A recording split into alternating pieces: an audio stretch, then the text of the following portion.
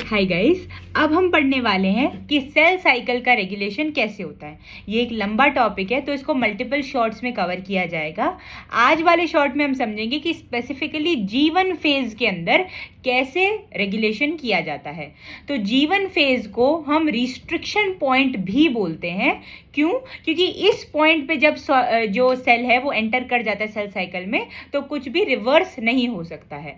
अब जो जीवन फेज होता है इसके अंदर बेसिकली दो कॉम्प्लेक्सेस होते हैं, जो एक इनिशियल फेज में एक्टिव रहता है और एक लेटर फेज में। सबसे पहले हमें यह समझना जरूरी है कि सेल साइकिल के अंदर दो चीजें जो हैं वो रेगुलेशन में बहुत इंपॉर्टेंट होती है, साइक्लिन और सीडीके के कॉम्प्लेक्सेस। साइक्लिन एक टाइप के रेगुलेटरी प्रोटीन्स होते हैं जिनका जो लेवल है वो फ्लक्चुएट करता रहता है throughout the cell cycle, जिसकी मदद से वो रेगुलेशन करते हैं।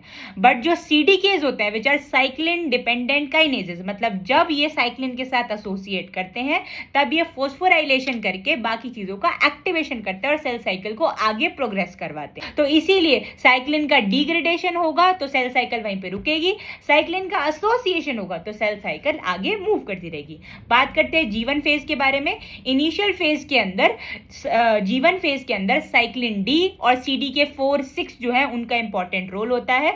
इस फेज के अंदर चेक किया जाता है कि कहीं डीएनए में कोई डैमेज तो नहीं है, सेल का साइज कैसा है, सेल का मास कैसा है।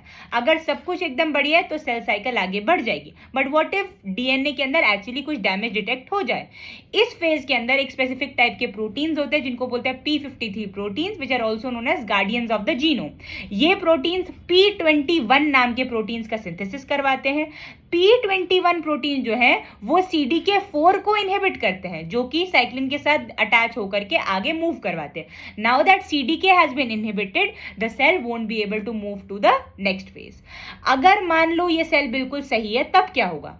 तो इसी फेज के अंदर एक कॉम्प्लेक्स मिलता है RB एंड E2F का। RB stand for retinoblastoma protein, उसके साथ एक E2F मॉलिक्यूल अटैच्ड रहता है। जब तक ये दोनों अटैच्ड है सेल साइकिल जो है वो इनएक्टिव है, मतलब अगले फेज में प्रोग्रेशन नहीं हो पाएगा। अगर प्रोग्रेस करवाना है तो रेटिनोब्लास्टोमा और E2F को अलग करना पड़ेगा। तो होता क्या है, जो CDK4-6 था वो आता है और रेटिनोब्लास्टोमा को फोस्फोराइलेट करता है। फोस्फोराइलेशन मतलब एक्टिवेशन।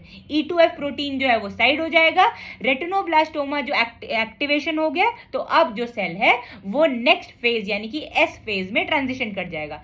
एस फेज में ट्रांजिशन करने के लिए एक और कॉम्प्लेक्स होता है जिसको बोलते हैं साइक्लिन E एंड CDK2 का complex, which is important in the transition from G1 to S।